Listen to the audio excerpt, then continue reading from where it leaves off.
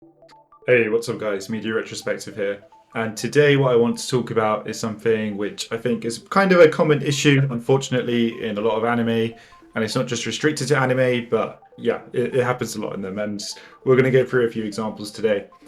And this is something I like to call the final form problem, where essentially you have a villain who is built up massively, super strong, super powerful, seems impossible to defeat. And you get to the final fight where, the hero's there, everybody teams up, they're trying to take him down.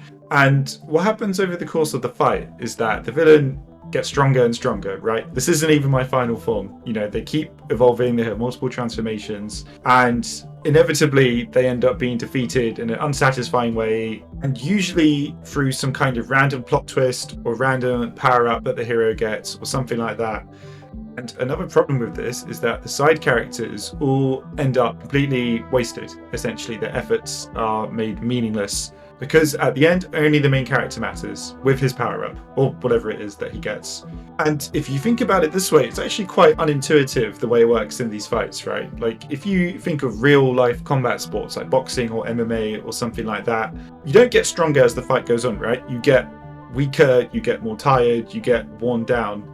And for me, that's what really makes a victory in a fight feel satisfying and feel earned, when you see everybody desperately sacrificing, desperately struggling, and they're wearing down the enemy bit by bit. It makes the victory feel so much more earned than kind of just a random one shot coming out of nowhere. I mean, it might look cool, the spectacle might look cool, but it's not narratively satisfying. There's not a good payoff. So I have a couple of examples I want to talk about where I think it's particularly bad, and these are both anime examples. One is Aizen in Bleach, and the other one is Madara in Naruto. And for those of you who have watched these shows, you could probably even guess almost straight away that these are probably two big examples of where this goes wrong, I think. So let's talk about each of them in turn. Let's talk about the fight and kind of how it progresses, and then what makes it unsatisfying at the end. So Aizen, let's take Aizen to start with. Aizen is built up already to be this impossible threat. He already can pretty much handle most of the main cast on his own. And when it gets to the final fight, and after he pretty much one-shots everybody else, we finally get to some of the heavy hitters, people who can actually cause him some damage, right? So it starts with the Captain Commander, who after a short tussle, he sacrifices his arm, and Aizen is injured, but it's healed moments later by the Hogyoku. And not only is it healed, but Aizen begins the process of evolving. He begins to get stronger and stronger. Even though it was a cool fight, but then at the end of the day, the Captain Commander's efforts and sacrifice didn't mean anything. He lost his arm for no reason, because all he ended up doing was making Aizen stronger. And then Urahara, Isshin, and Yorichi arrive, and throughout the entire battle, they are actually hurting him. They're damaging him constantly. Urahara has specifically prepared for this fight. He has special Kido. They go to great lengths to plan this ambush and attack Aizen. And again, it's all kind of rendered useless. No matter what they throw at him, no matter what they do, he heals, he becomes stronger and stronger. And in the end, they're all defeated as well. And then we come to Gin, who is kind of revealed as what's meant to be a surprise, I guess. But he has apparently been planning his whole life to try and kill Aizen, and it's actually quite a good scene. Bleach OST is amazing as always. It's playing, Gin's reminiscing on his past, why he wants to kill Aizen. It's a nice scene, and he ends up revealing his Bunkai in spectacular fashion. Does the most damage to Aizen that we've seen out of all of the characters up to this point. And then he's just one shot, and Aizen heals and becomes stronger again. And it was all for nothing. And in the end, the way Aizen is beaten is not through maybe an earned victory, it's not through clever tactics or a clever strategy. He's beaten because Ichigo comes and learns this final Getsuga Tensho and pretty much ends up effectively one-shotting him, even though they go back and forth for a bit. But it's effectively a one-shot. And I remember almost feeling bad for Aizen when I watched this, because it felt like he got defeated by something he had no counter to, he had no way of preparing for, and he couldn't have anticipated it. Therefore, it ended in an unsatisfying way, where, again, it was just the main character who came in, everybody else was effectively useless, and they didn't need to turn up to the fight. Now, let's talk about Madara, and it's a very similar fight, very similar story beats, right? Where again, Madara is introduced as overwhelmingly powerful. He's basically a force of nature, and he's stronger than 99% of the cast.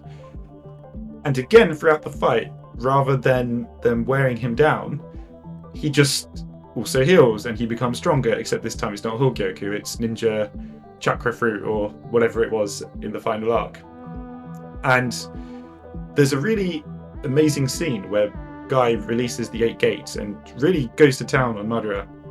And he gives up his life, or at least we think he's giving up his life at that moment to cause damage, and it feels like an epic last stand. But his sacrifice is completely negated by the fact that Madara just pretty much gets up and walks it off, and he has no long-lasting effects. And obviously I know Guy didn't actually die there, that's a discussion for another time. And again, Madara was removed in an unsatisfying way, and again I felt kind of bad for him because he was killed by something that just came out of nowhere, and it felt like the author just intervening to get rid of a powerful threat, which is Zetsu stabbing him through the heart. And again, a topic for another day, but I think a lot of people agree that this was a very poor ending for Madara.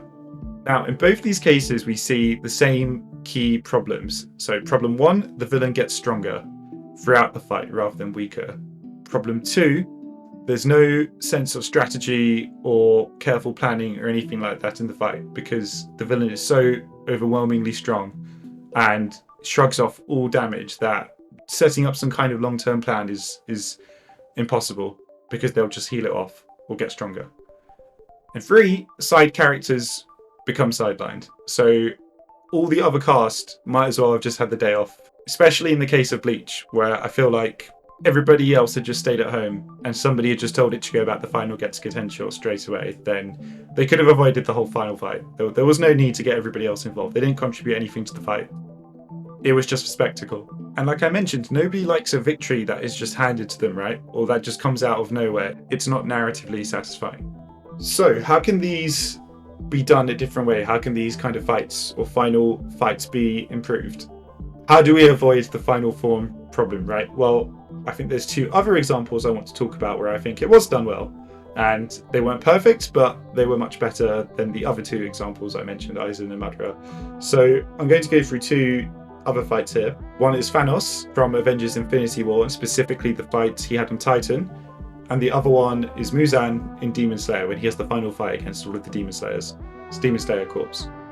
So let's talk about Thanos first. And again, you'll find that both these examples share similar sort of story beats, but let's get into it. So the Avengers meet Thanos on Titan, and all throughout the movie, Thanos has been built up as this really menacing, unstoppable force of nature. He's got the majority of the Infinity Stones, he's beaten Hulk hand to hand, he's beaten Thor, he's beaten everybody. So we get to the fight on Titan. Everybody comes together with a plan and also a clear objective. So the objective of this fight is to get the glove off of Thanos. So the fight begins and they're all working together and everybody has different roles to play. The heavy hitters like Iron Man are bombarding him with missiles and launchers and all sorts of things. You have the weaker people but still useful, like Mantis, who uses her mind powers on Thanos to subdue him. You have Spider-Man running around, running interference, doing direct attacks, Doctor Strange running interference, casting magic. And because the objective is to get the glove off Thanos, firstly, it gives us something clear to focus on as the audience. We can latch onto that and we can very visibly see the progress. It's different to just them fighting back and forth and us just seeing wounds which may or may not make a difference. So already that's a good thing, that we can very clearly see a marker of progress of how are they doing in the fight against Thanos. And as well as that, Thanos starts off the fight at a baseline power and he doesn't get any stronger throughout the fight. In fact, the whole fight, he's gradually being worn down, and they almost end up getting the glove off of him. This is a much better way to do it because unlike before where everything is just reset every time there's a new form or a new evolution, this feels higher stakes, it's high tension, because we can see our heroes struggling to get the glove off him. We can see Thanos struggling to keep the glove, and we can see this back and forth where We're not sure what's going to happen, but everything feels meaningful. Any small action could tip the scales. And in fact, the way that the Avengers lose the fight is because of a small action on their side, right? If Peter Quill hadn't hit Thanos, maybe they would have won. We don't know. But it's these little things that add up where everybody can be useful and everybody feels relevant and impactful. Now let's talk about the second example of Muzan when he fights the Demon Slayer Corps. And very similar to the Thanos fight.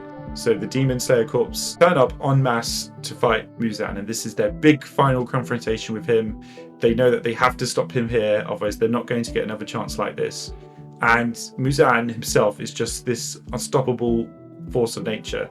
And again, like with the Thanos fight, we have a very clear objective for the heroes, right? That they need to delay Muzan and keep him out in the open until the sun comes up, because he's too powerful to be taken out otherwise. So they have this fight where Muzan is just killing people left and right. His followers are killing people. There's tons of demon slayers throwing themselves at Muzan. He gets poisoned. The poison starts weakening him.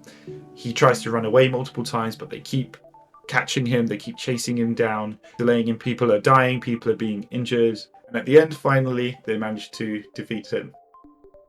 So this is very similar to the Thanos fight. And again, the key thing is that the damage cumulatively weakens the villain. They don't get stronger, they don't have a random final form that emerges. They don't need a crazy plot twist or random MacGuffin to come out to beat the final villain. It feels like it was earned through the hero's abilities, what they've learnt, what they planned, and it's the culmination of a team effort. It's not just one person carrying the entire team.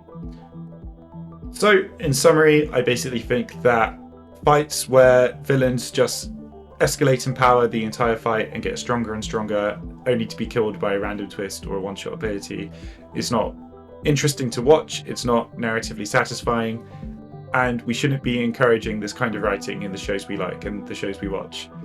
And it's much better when a victory is earned through hard work and through rules and abilities already established in the story. So that's the video today, guys. I hope you enjoyed. If you did, please leave a comment. And if you'd like to see me talking about more topics, please feel free to let me know. Thank you.